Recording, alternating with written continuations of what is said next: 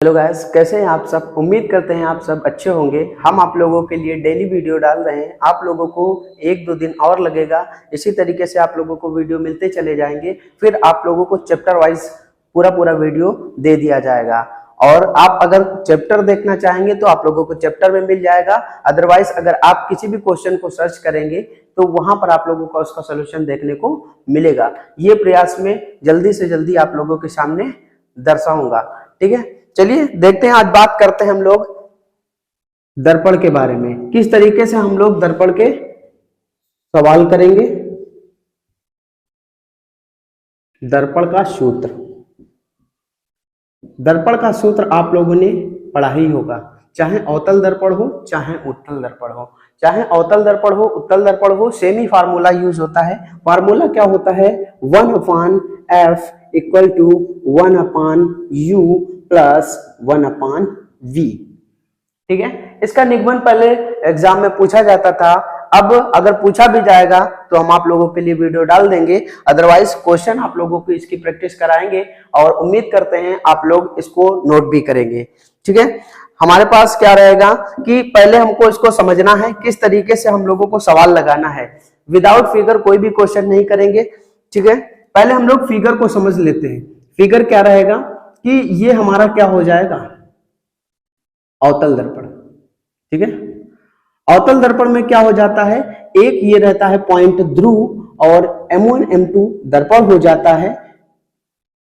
यहां पर एक F रहता है और यहां पर C हो जाता है। हमको 3 बातें याद रखनी पड़ेंगी। पहली बात क्या रह जाती है कि दर्पण से वस्तु तक की दूरी, दर्पण से वस्तु तक की दूरी।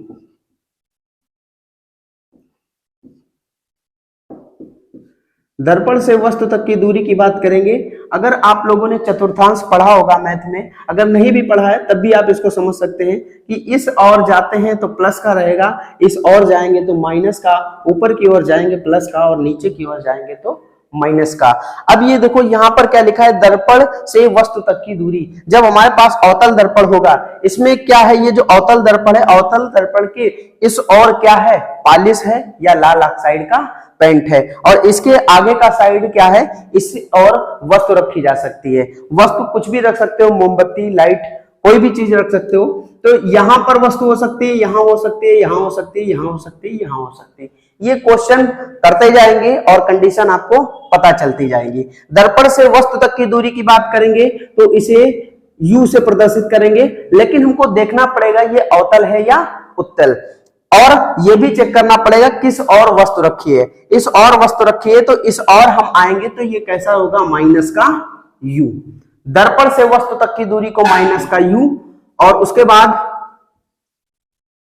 दर्पण से प्रतिबिंब तक की दूरी, दर्पण से प्रतिबिंब तक की दूरी, दर्पण से प्रतिबिंब तक की दूरी। प्रतिबिंब अगर हमारा इस और होगा तो प्लस का, अगर उस और होगा तो माइनस का। हमें प्लस का भी देखने को मिल सकता है या माइनस का भी देखने को मिल सकता है। दर्पण से प्रतिबिंब तक की दूरी हमारी कैसी हो सकती है? V। उसके बाद फोकस दूरी की बात करेंगे। फोकस दूरी, ठीक है, फोकस दूरी हमारी किधर है? इस और है, और इधर चिन्ह का है का रहेगा? माइनस का। फोकस दूरी का है कि हो जाएगी माइनस का F। ठीक है, इतना समझने के बाद हमने आप लोगों को फार्मूला बता दिया था। फार्मूला क्या था? 1/f = 1/u + 1/v। ठीक है, अब देखते हैं किस तरीके से हमारे सामने क्वेश्चन आता है और किस तरीके से हम लोगों को क्वेश्चन को सॉल्व करना है। और कंप्लीट क्वेश्चन सॉल्व करने के लिए हमें यह भी ध्यान रखना पड़ेगा कि उसका अगर हम लोगों को चित्र बनाना आ जाता है तो हम उस क्वेश्चन को लंबे समय तक याद रख सकते हैं और आसानी से भी आंसर दे सकते हैं। पहला क्वेश्चन इस तरीके से बनता है। फोकस दूरी, फोकस दूरी अगर 15 सेंटीमीटर है, फोकस दूरी कितनी है? 15 सेंटीमीटर, और दर्पण से वस्तु तक की दूरी, वस्तु कहां पर रखी है अभी पता नहीं, दर्पण से वस्तु तक की दूरी U से प्रदर्शित करते हैं और वस्तु इधर ही रखी जाएगी तो इस वजह से माइनस का होगा 30 सेंटीमीटर। ठीक है, फिर कह रहा है कि हमको प्रतिबिंब की दूरी ज्ञात करो, बोल रहा है v ज्ञात करना है। ठीक है, फोकस दूरी 15 सेंटीमीटर और u हमारा क्या हो जाएगा, दर्पण से वस्तु तक की दूरी, और प्रतिबिंब हमें ज्ञात करना है। फार्मूला मेरे पास क्या है, 1/f equal to 1/u plus 1/v। लिखेंगे दर्पण के सूत्र से, ठीक है। फार्मूला क्या हो जाएगा, 1/f equal to 1/u plus 1/v। u v आगे पीछे भी कर सकते हो, कोई समस्या नहीं है। 1/f की बात करेंगे, f हमारा कितना दे रखा है, माइनस का 15। उसके बाद u की बात करेंगे, u क्या हो जाएगा, दर्पण से वस्तु तक की दूरी, माइनस का दिया हुआ है 1/30 प्लस 1/v। ठीक है, v हमारा क्या हो जाएगा, v हमारा इसी साइड रखेंगे। अभी हम लोग पक्षांतर कर लेंगे, क्या करेंगे, ये वाला माइनस वाला इस और आ जाएगा, हो जाएगा 1/30 माइनस का 1/50 इक्वल टू 1/v। देखते हैं क्या हर बराबर है, हर बराबर नहीं है, या तो 15 से ऊपर नीचे गुणा कर दो, या तो 30 से ऊपर नीचे गुणा कर दो। नहीं तो आप लोगों को अगर पता है अच्छे से हर बराबर करना, तो यहां पर हम लोग डायरेक्ट 2 से मल्टीप्लाई भी कर सकते हैं, क्योंकि नीचे सेम होना चाहिए, इधर 30 हो जाएगा, इधर भी 30 हो जाएगा। यहां हो जाएगा 1 माइनस 2/30 इक्वल टू 1/v। ठीक है, 1 माइनस 2, इधर से देखो माइनस का 2 है, उसमें से प्लस का 1 जाएगा, बचेगा 1/30। चिन्ह किसका लग जाएगा, जो ज्यादा होगा, माइनस का 2 है तो यहां पर माइनस लग जाएगा, इक्वल 1/v। फिर एक गुणा कर लेंगे, ये इधर आ जाएगा, ये इधर आ जाएगा, v इक्वल टू माइनस का 30 सेंटीमीटर। v कितना निकल के आया, 30। अब हमें क्या करना है, कंडीशन बनानी है, किस तरीके से हम लोगों को चित्र बनाना है, और ये भी याद रखना है कि कौन सी कंडीशन किस चित्र में अप्लाई की जाएगी। फोकस दूरी कितनी है, 15 सेंटीमीटर। फोकस दूरी 15 सेंटीमीटर। अब बोल रहा है वस्तु तक की दूरी, दर्पण से वस्तु तक की दूरी।